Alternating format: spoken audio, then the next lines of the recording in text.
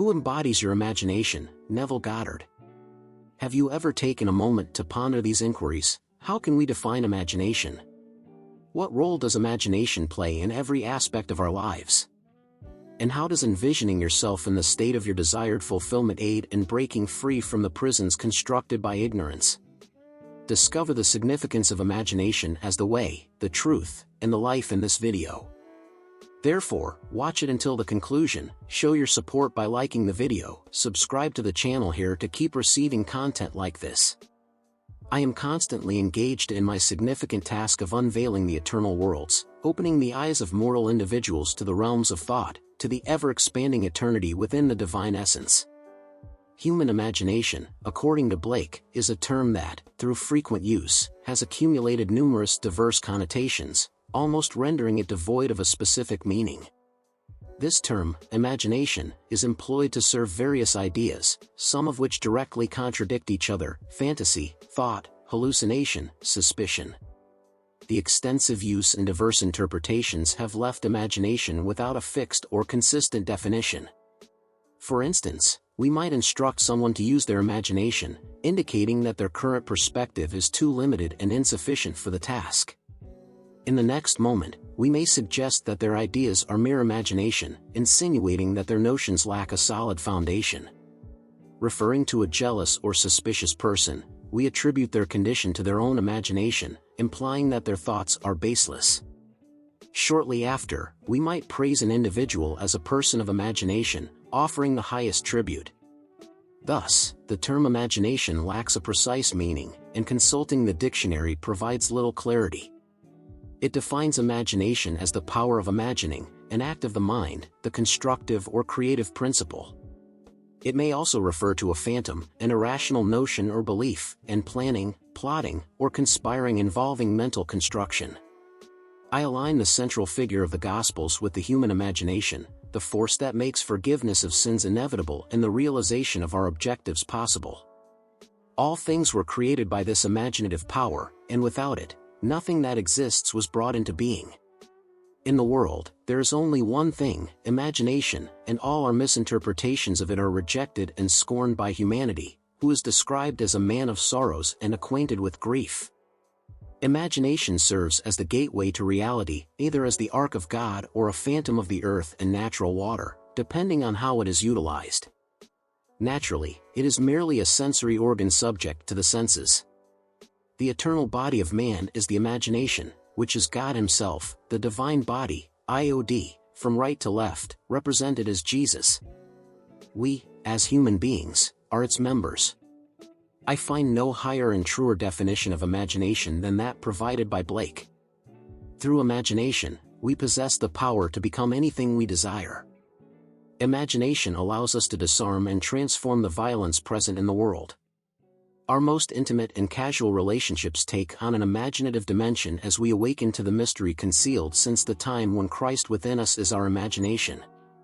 It becomes evident that only when we live by imagination can we genuinely say that we are alive.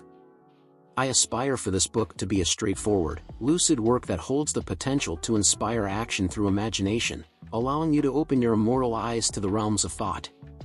In the realm where every longing of your heart is contemplated, akin to a mature grain ready for harvest, I arrived with the intent that they may embrace life in its abundance. The bountiful life promised by Christ is available for us to experience now. However, this experience becomes tangible only when we recognize Christ as our imagination.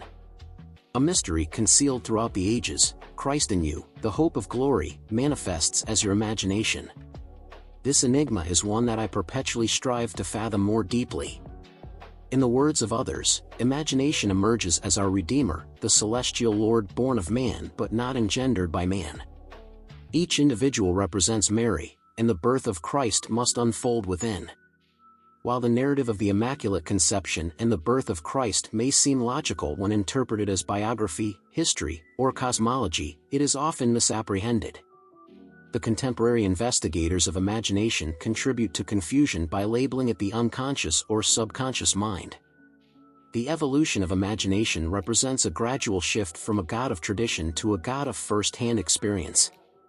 If the emergence of Christ, imagination within man, appears gradual, it is solely due to humanity's reluctance to relinquish the comfortable yet erroneous anchor of tradition. Once imagination is acknowledged as the primary principle of religion, the stone of literal comprehension gains significance. Moses' rod strikes the rock, yielding the water of psychological meaning to quench humanity's thirst. Those who accept the offered cup and lead a life based on this truth transform the water of psychological meaning into the wine of forgiveness.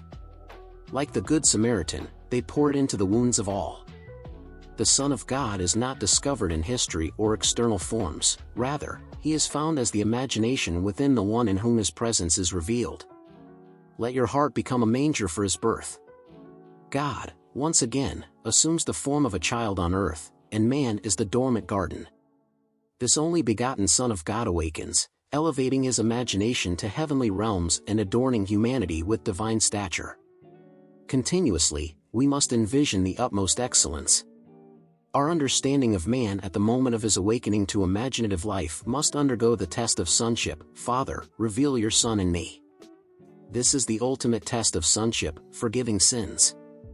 It signifies that your imagination is Christ Jesus, the Son of God, and demonstrates your capacity to forgive sins. Sin, in this context, means falling short of life's ideal, missing the mark, and failing to attain the goal. Forgiveness involves man's alignment with his ideal life goal, a task mastered by the awakened imagination. It tests man's ability to enter and partake of the nature of his opposite. Let the feeble say, I am strong. Logically, this seems implausible, but only the awakened imagination can embrace and embody the nature of its opposite.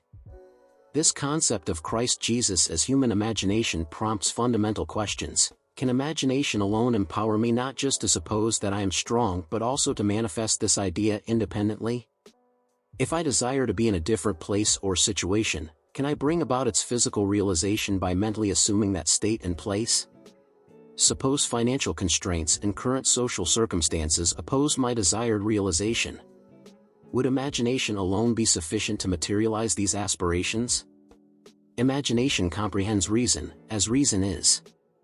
I'm referring to inferences drawn from observations made by our senses. In practical, everyday life, one recognizes the external realm of facts. Imagination serves as a comprehensive guide to behavior. Let's consider the scenario where I can consistently act with sustained imagination, maintaining the feeling of my desire already being fulfilled. In this case, my assumption transforms into a concrete reality. Upon reflection, I must realize that my actions during this incubation period were rational. Imagination proves to be a potent force, not only for assuming the sensation of a fulfilled desire but also for materializing the envisioned idea.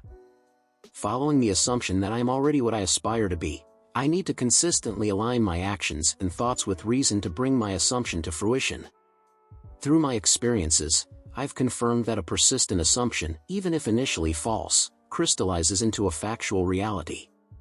Continuous imagination is potent for all endeavors, and no amount of logical plans or actions can compensate for the absence of sustained imagination. Isn't it accurate that the teachings of the Gospels necessitate faith for reception, with the Son of God perpetually seeking signs of faith in individuals? In other words, faith operates through its own imaginative faculty. It is encapsulated in the promise, believe you receive, and you shall receive. As you envision, so shall your reality be. Moses did not endure an imaginary state, he saw him who is invisible, not through the power of his imagination. The truth is contingent on the intensity of imagination, not external facts. Facts are outcomes that bear witness to the effective or ineffective use of imagination. Man evolves into what he imagines, crafting a self-determined narrative. Imagination is the avenue, the truth, the disclosed life.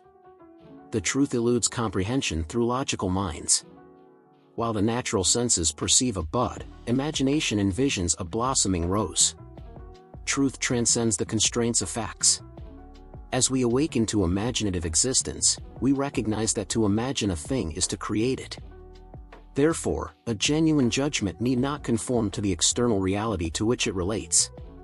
The imaginative individual doesn't negate the reality of the external sensory world but acknowledges the realm of becoming. Yet, he recognizes that the continuous inner realm of imagination propels the force driving the external sensory world of becoming. He perceives the external world and its unfolding events as reflections originating from the inner imaginative world. To him, everything signifies a manifestation of mental activity occurring within man's imagination, unbeknownst to the perceptive and rational individual.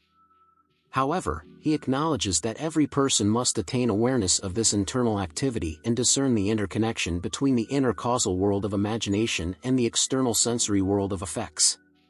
The revelation that one can envision themselves in the state of their fulfilled desires and break free from the confines constructed by ignorance is truly marvelous.